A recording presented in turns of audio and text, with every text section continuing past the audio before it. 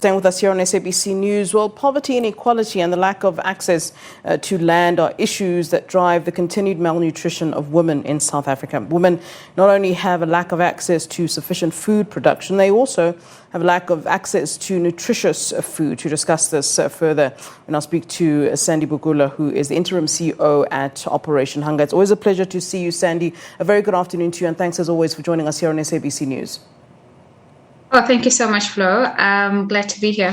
Now, I'd really like to talk to the main reasons, which I've kind of spoken about in my intro, that contribute to nutritional inadequacy or undernourishment of women. And just before we discuss that, it just the first thing that popped to my head when looking at this was the fact that you have women who are perhaps breastfeeding, have young children. There's just a myriad of problems that they have to think about, and then on top of it, having to deal with the issue of hunger. Let's talk to these reasons, and I think it's important to also discuss how we overcome such.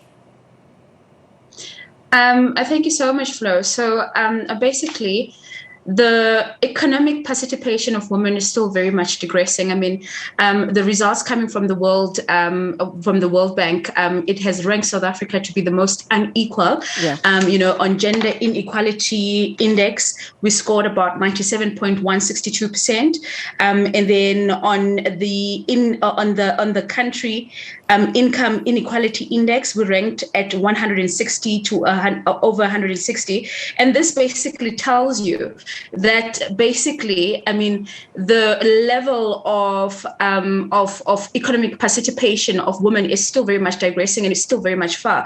I think a couple of days ago we had the report from Stats SA that indicated that basically about 36.8% of women in the country are currently unemployed, and about 41% of those women are actually Black. So this basically talks to us about the most important things, which is the economic participation. And then we had an additional one where we had done basically the prevalence of female secondary school enrollment decreased from 2017 from 92.6% to 80.3% by the middle of 2019. So we don't have an additional number. So you can see all of those factors actually do play a role in basically women being able to have, to being empowered to controlling their homes, because we all know that basically the decision making in households depend on basically the economic access as well. Yeah.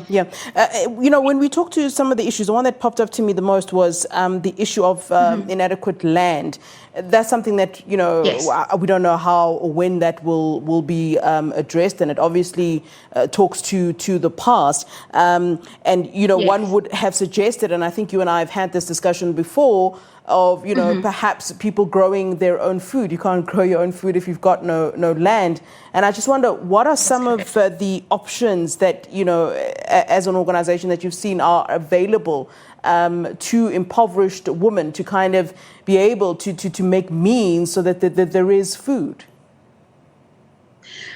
So what we have been focused on, and basically our program centered about 83%, are centered around women program interventions, and basically looking at low skills and integrating women into self-sustainable projects by income generating projects. I mean, we have like a really stunning story in the KZN, one of our regions, where the women that were assisting us in basically in the soup kitchen that were cooking and everything, doing things like that after we've done our anthropometric survey, that they decided that they wanted to actually start baking, and they were baking from there, and then moving on there, they now actually they are baking and they are producing, and they are currently distributing to either spaza shops and other big retailers. So things like that enable people to do, because I think what has happened, Flo, which is I think has not actually been looked at, because we don't have disaggregated